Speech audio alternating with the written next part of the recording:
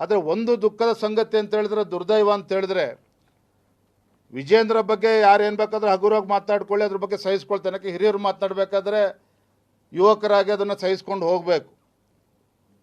ಆದರೆ ಈ ಪಕ್ಷ ಕಟ್ಟಿರ್ತಕ್ಕಂಥ ಒಬ್ಬ ಹೋರಾಟಗಾರ, ರೈತ ನಾಯಕ ಯಡಿಯೂರಪ್ಪನವ್ರ ಬಗ್ಗೆ ಮಾತನಾಡಬೇಕಾದ್ರೂ ಸಹ ಎಂಥ ಕೀಳ್ಮಟ್ಟದ ಭಾಷೆನ ಪ್ರಯೋಗ ಮಾಡ್ತಾ ಇದ್ದಾರೆ.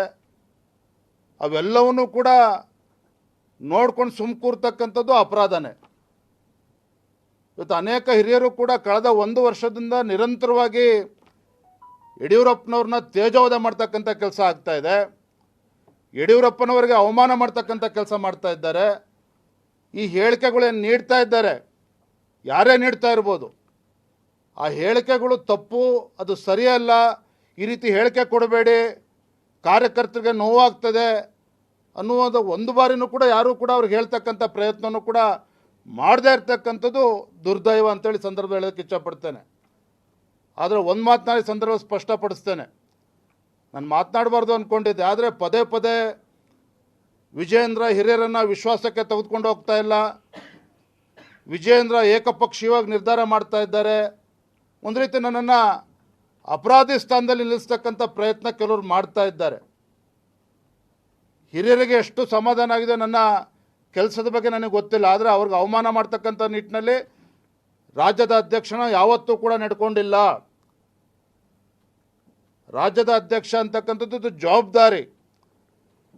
ರಾಜ್ಯದ ಪಕ್ಷದ ಹಿರಿಯ ಮುಖಂಡರಿಗೆ ಅವಮಾನ ಮಾಡ್ತಕ್ಕಂಥ ನಿಟ್ಟಿನಲ್ಲಾಗಲಿ, ಅವರಿಗೆ ನೋವು ತರ್ತಕ್ಕಂಥ ನಿಟ್ಟಿನಲ್ಲಿ ಯಾವತ್ತೂ ಕೂಡ ನಡ್ಕೊಂಡಿಲ್ಲ. ನನ್ನ ಕೆಲಸದ ಬಗ್ಗೆ ಅವ್ರಿಗೆ ಎಷ್ಟು ಸಂತೋಷ ಇದೆಯಲ್ಲ ಗೊತ್ತಿಲ್ಲ, ಕಾರ್ಯಕರ್ತರಿಗಂತೂ ತೃಪ್ತಿ ಇದೆ, ಅದನ್ನು ಕೂಡ ನಾನು ಸ್ಪಷ್ಟಪಡಿಸ್ತೇನೆ. ಆದರೆ ಪದೇ ಪದೇ ಈ ರೀತಿ ಒಂದು ಕಡೆ ಇಂಥ ಭ್ರಷ್ಟ ಕಾಂಗ್ರೆಸ್ ಸರ್ಕಾರದ ವಿರುದ್ಧ ಹೋರಾಟವನ್ನು ಮಾಡೋ ಬದಲು ಈ ರೀತಿ ನಮ್ಮಲ್ಲಿ ಹೇಳಿಕೆಗಳನ್ನು ಕೊಡ್ತಕ್ಕಂಥದ್ದು. ಮೊನ್ನೆ ದಿನ ನಾನು ಶಿಕಾರಿಪುರಕ್ಕೆ ಹೋಗಿದ್ದೆ. ಮದುವೆ ಮನೆಗಳಲ್ಲಿ ಪಾಪ ಹೆಣ್ಮಕ್ಳು ಕೇಳ್ತಾರೆ, ಏನಾದರೂ ಮಾಡಿ ಸರ್, ದಯವಿಟ್ಟು ನಿಮ್ಮ ಪಕ್ಷದ ಗಲಾಟೆ ನಿಲ್ಲಿಸಿ ಅಂತೇಳಿ.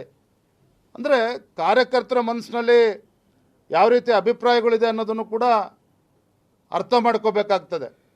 ಯಾಕಂದರೆ ವಿಜೇಂದ್ರಂಗೆ ಅವಮಾನ ಮಾಡಲಿ, ಆದರೆ ಕಾರ್ಯಕರ್ತರು ಅವಮಾನ ಮಾಡ್ತಕ್ಕಂಥ ಅಧಿಕಾರ ನನಗೂ ಇಲ್ಲ, ಯಾರಿಗೂ ಕೂಡ ಇಲ್ಲ. ತಮ್ಮದು ಏನೇ ಅಭಿಪ್ರಾಯಗಳಿದ್ರೂ ಕೂಡ ನಾನು ಹಲವಾರು ಬಾರಿ ಹೇಳಿದ್ದೇನೆ, ಪಕ್ಷದ ವರಿಷ್ಠರಲ್ಲಿ ಹೇಳ್ಕೊಳ್ಳಿ, 4 ಗೋಡೆ ಮಧ್ಯೆ ಮಾತಾಡಲಿ. ಆದರೆ ಈ ರೀತಿ ದಿನ ಬೆಳಗಾದರೂ ಈ ರೀತಿ ಹೇಳ್ತಕ್ಕಂಥದ್ದು ಅವರ ಒಂದು ಹಿರಿತನಕ್ಕೂ ಕೂಡ ಗೌರವ ಬರೋದಿಲ್ಲ, ಪಕ್ಷಕ್ಕೂ ಕೂಡ ಗೌರವ ಬರೋದಿಲ್ಲ. ಕಾರ್ಯಕರ್ತರು ಕೂಡ ತಲೆ ಎತ್ಕೊಂಡು ಓಡಾಡದೇ ಇರ್ತಕ್ಕಂಥ ಪರಿಸ್ಥಿತಿ ನಿರ್ಮಾಣ ಆಗಿದೆ. ಈಗಲಾದರೂ ಕೂಡ ನಾನು ವಿನಂತಿ ಮಾಡ್ತೇನೆ, ಪಕ್ಷದ ಹಿರಿಯರಲ್ಲಿ ಯಾರು ಯಡಿಯೂರಪ್ಪನವ್ರನ್ನ ತೇಜೋವಧೆ ಮಾಡ್ತಕ್ಕಂಥ ಕೆಲಸ ಮಾಡ್ತಾ ಇದ್ದಾರೆ, ಅವರನ್ನು ಮಾತನಾಡದಂತೆ ತಡಿತಕ್ಕಂಥ ಕೆಲಸ ಮಾಡಲಿ. ಅವರ ಅಭಿಪ್ರಾಯವನ್ನು ವರಿಷ್ಠರ ಗಮನಕ್ಕೆ ತರಲಿ. ಅದ್ರ ಯಾರು ಕೂಡ ನಾನು ಕೂಡ ತಡಿತಕ್ಕಂಥ ಪ್ರಶ್ನೆ ಉದ್ಭವ ಅಲ್ಲ, ಯಾರೂ ಕೂಡ ತಡೆಯೋದಕ್ಕಾಗೋದಿಲ್ಲ. ಆದರೆ ಈ ರೀತಿ ಮಾತನಾಡ್ತಕ್ಕಂಥದ್ದು ಖಂಡಿತ ಇದು ಸರಿಯಲ್ಲ ಅನ್ನೋದನ್ನು ಬಹಿರಂಗವಾಗಿ ಇವತ್ತು ಮಾಧ್ಯಮದ ಸ್ನೇಹಿತರ ಮೂಲಕ ನಾನು ಹೇಳೋದಕ್ಕೆ ಇಷ್ಟಪಡ್ತೇನೆ.